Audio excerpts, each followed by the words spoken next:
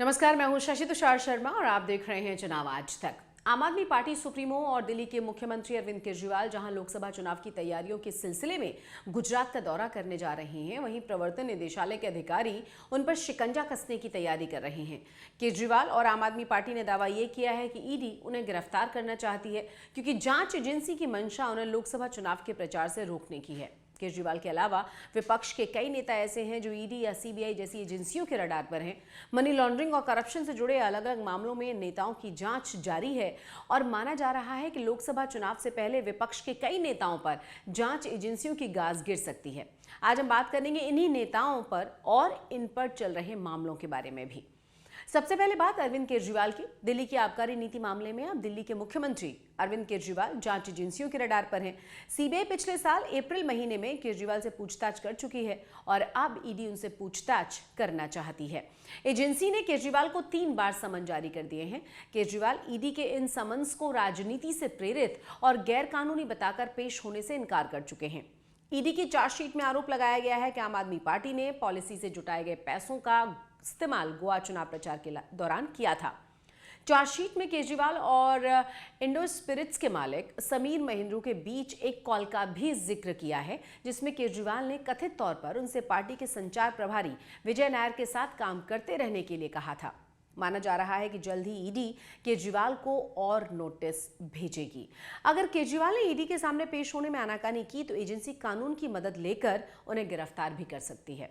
आम आदमी पार्टी के 2 बड़े नेता पूर्व डिप्टी सीएम मनीष सिसोदिया और राज्यसभा के सांसद संजय सिंह पहले से ही तिहाड़ जेल में बंद हैं।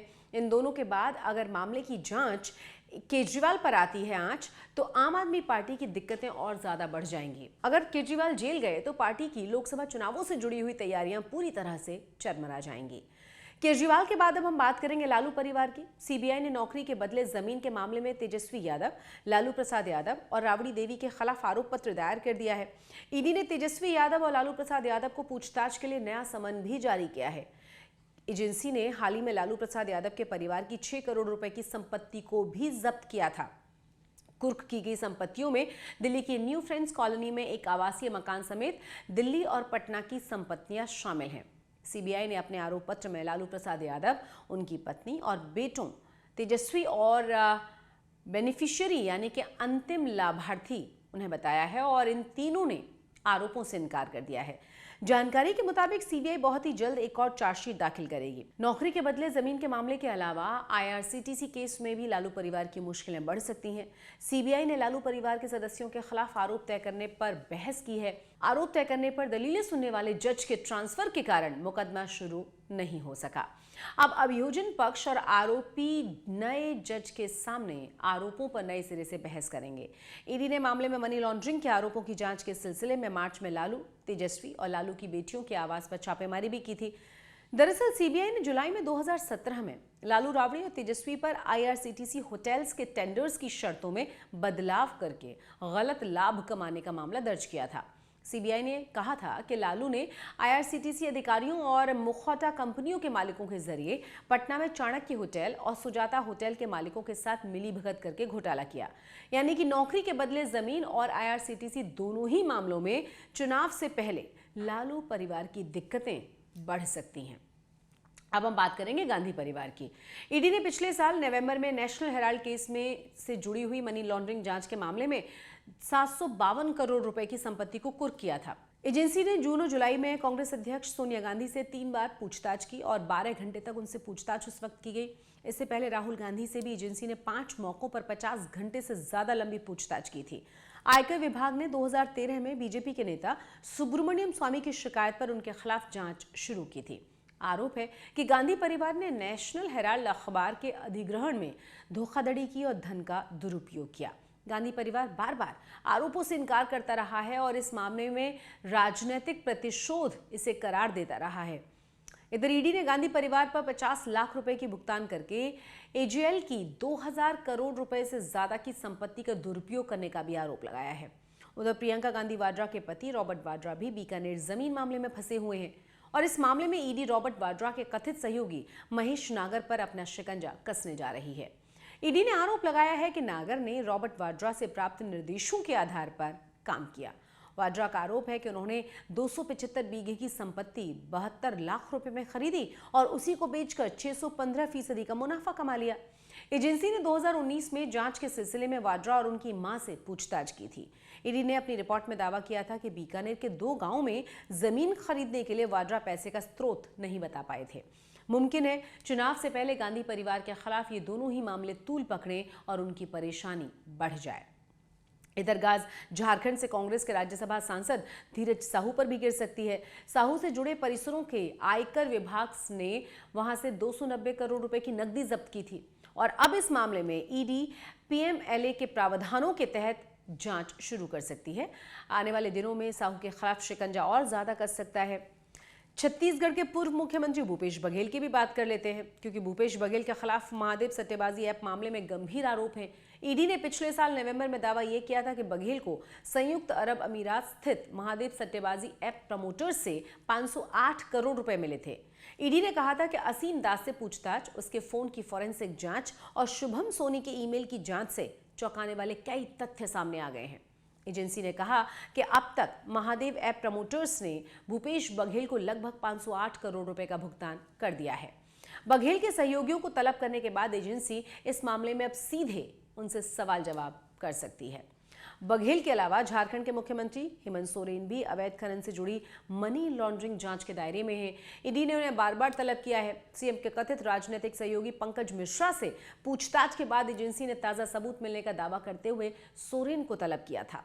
जुलाई 2023 में एजेंसी ने मिश्रा को गिरफ्तार कर लिया था। छापेमारी के बाद ईडी ने मिश्रा और दाहू यादव के 37 बैंक खातों से लगभग 12 करोड़ रुपए जमा राशि जब्त कर ली थी। इसके अलावा ईडी ने पीएमएलए के तहत 5.5 करोड़ की नकदी भी जब्त की थी। दावा किया गया था कि यह पैसा झारखंड में अवैध खनन से कमाया गया है। इस मामले की जांच जारी है और कहा यह जा रहा है कि ईडी हेमंत सोरेन के खिलाफ कड़े कदम उठा सकती है। इधर टीएमसी के सांसद अभिषेक बनर्जी भी जांच एजेंसियों के रडार पर हैं। ईडी ने शिक्षक भर्ती घोटाला और कोयला तस्करी मामलों में चल रही जांच के सिलसिले में अभिषेक और उनकी पत्नी रुचिरा बनर्जी से पूछताछ की है। अभिषेक के पिता अमित बनर्जी के खिलाफ आरोप है कि वो Leaps and Bound Private Limited के निदेशकों में से एक थे, जबकि Ruchira Leap and Bound Management Services की निदेशक थीं, जिसका इस्तेमाल दागी धन को इधर उधर करने के लिए किया गया था। ईडी ने नवंबर 2020 में सीबीआई की तरफ से दर्ज एफआईआर के आधार पर पीएमएलए के प्रावधानों के तहत मामला दर्ज किया था, जिसमें आसनसोल और उसके आसपास ईस्टर्न कोलफील्ड्स खदानों से संबंधित करोड़ों रुपए की कोयला चोरी का आरोप भी लगाया गया था। इस मामले में आए दिन कोई न कोई मोड़ आ ही रहा है और मुमकिन है कि आने वाले दिनों में ममता बनर्जी की दिक्कतें बढ़ जाएं। टीएमसी की एक ही और नेता हैं लोकसभा से निष्कासित सांसद महुआ मोइत्रा, उनकी मुश्किलें भी बढ़ सकती हैं। सीबीआई का दावा यह है कि उनसे संसद में सवाल पूछने वाले मामले में अभी तक प्रारंभिक जांच दर्ज नहीं की गई है। वो केवल लोकपाल के निर्देश पर मामले की जांच कर रही है। मोइत्रा के खिलाफ जांच बीजेपी सांसद निशिकांत दुबे की शिकायत के आधार पर शुरू की गई थी। निशिकांत दुबे ने लोकसभा अध्यक्ष को बताया था कि महुआ ने नकदी और उपहारों के बदले बिजनेस टाइकून दर्शन हीरानंदानी की ओर से संसद में सवाल पूछकर उद्योगपति गौतम अडानी को बार बार निशाने पर लिया था। दुबे ने नवंबर में कहा था कि लोकपाल ने राष्ट्रीय सुरक्षा की कीमत पर भ्रष्टाचार के मामलों में मोइत्रा के खिलाफ सीबीआई जांच का आदेश दिया था। अगर सीबीआई ने यह केस दर्ज किया तो चुनाव से पहले महुआ मोइत्रा की मुश्किलें बढ़ जाएंगी। इधर भारत राष्ट्र समिति की नेता और तेलंगाना के पूर्व मुख्यमंत्री केसीआर की बेटी के कविता भी दिल्ली के कथित शराब घोटाले के मामले में फंसी हुई हैं। ईडी उनसे 3 बार पूछताछ कर चुकी है। सीबीआई ने दिसंबर में कविता से उनके हैदराबाद स्थित आवास पर 7 घंटे से ज्यादा पूछताछ की थी। कविता ने बार बार सभी आरोपों से इनकार किया है। इस मामले में जांच जारी है और आने वाले दिनों में के कविता की दिक्कतें भी बढ़ सकती हैं। बात करेंगे जम्मू कश्मीर की। राज्य के पूर्व सीएम फारूक अब्दुल्ला के खिलाफ जम्मू कश्मीर क्रिकेट एसोसिएशन में गड़बड़ झाले के मामले में मनी लॉन्ड्रिंग के आरोप हैं और जांच जारी है। अब्दुल्ला ने सह अभियुक्तों को श्रीनगर की एक अदालत ने तलब किया था और कुल मिलाकर 21.55 करोड़ रुपए में लगभग 21.5 करोड़ रुपए की चल और अचल संपत्तियां अटैच कर दी गई। सुप्रीम कोर्ट ने अपने आदेश में सरकार से कहा कि वो सितंबर 2024 तक राज्य में चुनाव करवा लें। ऐसे में लोकसभा चुनाव या राज्य में होने वाले विधानसभा चुनाव से पहले फारूक अब्दुल्ला की दिक्कतें बढ़ सकती हैं। यानी विपक्ष के कई नेता एजेंसियों की रडार पर हैं और उनकी परेशानी बढ़ सकती है। विपक्ष लगातार ये आरोप लगाता रहा है कि बीजेपी सरकार केंद्रीय जांच एजेंसियों का बेजा इस्तेमाल कर रही है। बहरहाल देखना ये होगा कि लोकसभा चुनाव करीब आने के साथ ही इन सभी मामलों में अब होता क्या है। फिलहाल मेरे साथ बस इतना ही। वीडियो अगर पसंद आया तो लाइक जरूर कर दें, साथ ही चैनल को सब्सक्राइब करना बिल्कुल न भूलें। नमस्कार।